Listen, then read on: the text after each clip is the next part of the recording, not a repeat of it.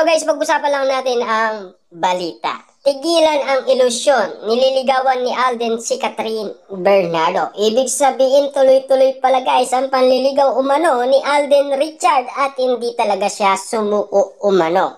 Karagdagan updated nga naman guys para sa ating lahat na si Alden Richard ay nililigawan pa rin si Catherine Bernardo. At hindi umano sumuko katulad ng mga ilusyon ng mga pambansang marites tulad na lamang guys ni Christopher Min, Ogie Diaz at Sian Gasa. Lahat ng ibinalita umano nila ay ilusyon lamang or katang-isip lamang or fake news lamang. Yan kasi guys ang updated nila sa atin. At sabi ng balita, inalmahal ng fans ni Catherine Bernardo at ilan ang malapit sa aktres ang kumakalat na chika sa online world na nanligaw daw at tumigil lang sa panliligaw si Alden Richard sa kanya. Hello love again, leading lady.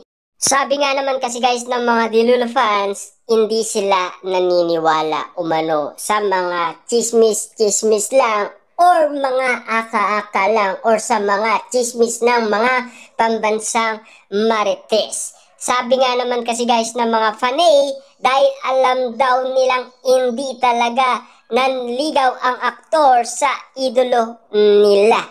Yan kasi guys ang mga nililinaw ng karamihan. Siyempre guys alam naman natin no, lahat naman kasi ng kakaibang estilo ni Alden Richard at Catherine Bernardo na talagang animo kasi parang yung level up nila papunta na doon sa stage na talagang mag-on na sila. Kasi marami nga naman kasi guys ang nakakita umano dahil naka-live pa si Catherine Bernardo at Alden Richard abang sila ay tinatanong. Ito ay naibalita na matagal na. Siyempre, alam kasi guys ng iba na talagang ang pagmamahalan kat din ay pa-level up na.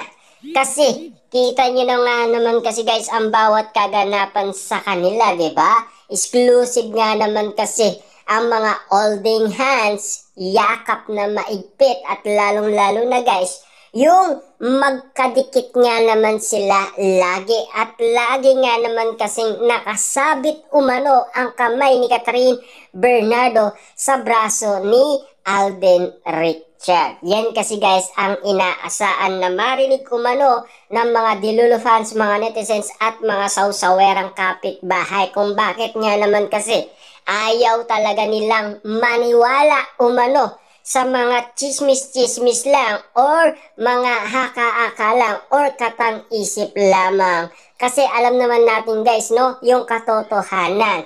Kaya nga naman guys, mahirap umanong magsalita kapag wala silang ipinakitang ebidensya o resibo. Lalong-lalo na guys, tayo ay merong mga ayudang nakikita. At lalong-lalo na guys, nagsalita pa umano si Alden Richard sa social media dahil tinanong umano ni Boy Abunda. Komento pa ng ilang solid fans ng Asia Phenomenon Superstar sa X, marami raw kasing Katden fans ang naging dilulo at naging ilusyon.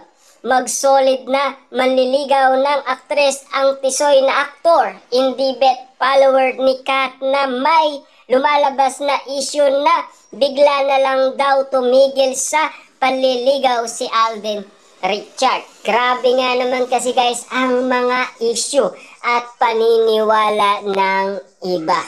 Sino nga ba talaga guys ang mga nagpapakalat ng mga issue sa social media na talagang nakakainis nga naman isipin na talagang bakit si Alden Richard ang pinapatamaan at bakit si Catherine Bernardo ang pinapatamaan.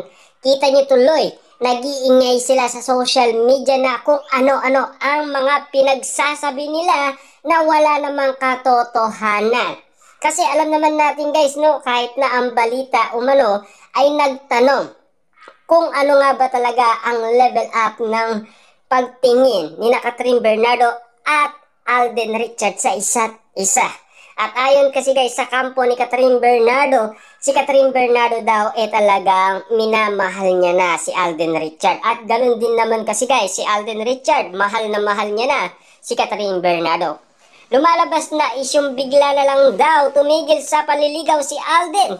Nag-aalala kasi ang mga panay at mga taong malalapit kay Catherine na baka magkaroon ng negative impact ito at mabas ang kapamilya actress.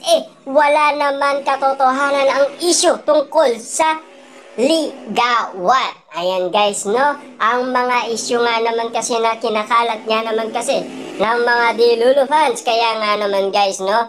Karamihan nga naman kasi ay nagpapakalat ng mga isyong ganito.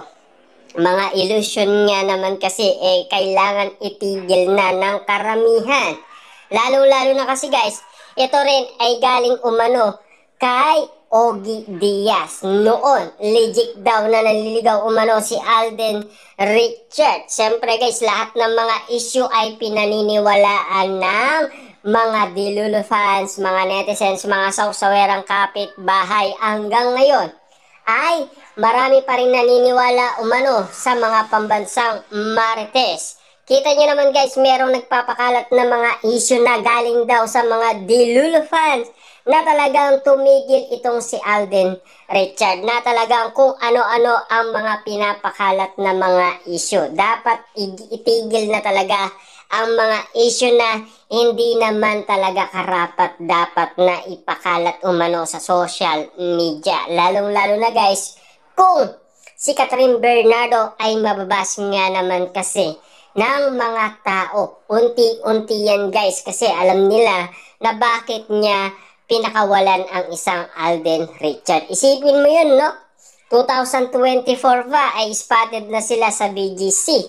Secret ang date daw nila at lalong-lalo na meron pa silang secret na dinner date at nanood pa sila ng sine.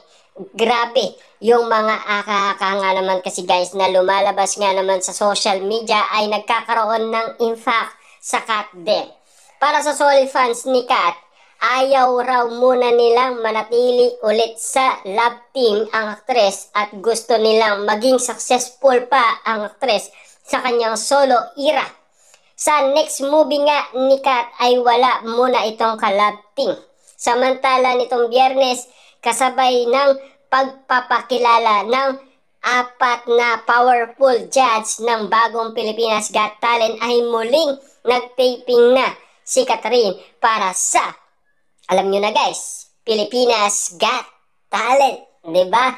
Kita nyo naman guys, isang orado si Catherine Bernardo. Kaya nga naman kasi guys, no, pinag-uusapan ang ganitong mga issue. Kailangan itigil na ang mga ganitong pinag-uusapan. Lalong-lalo na guys, merong mga Delulu fans nga naman kasi na sinasabi na talagang sila daw ang nagpapakalat umano.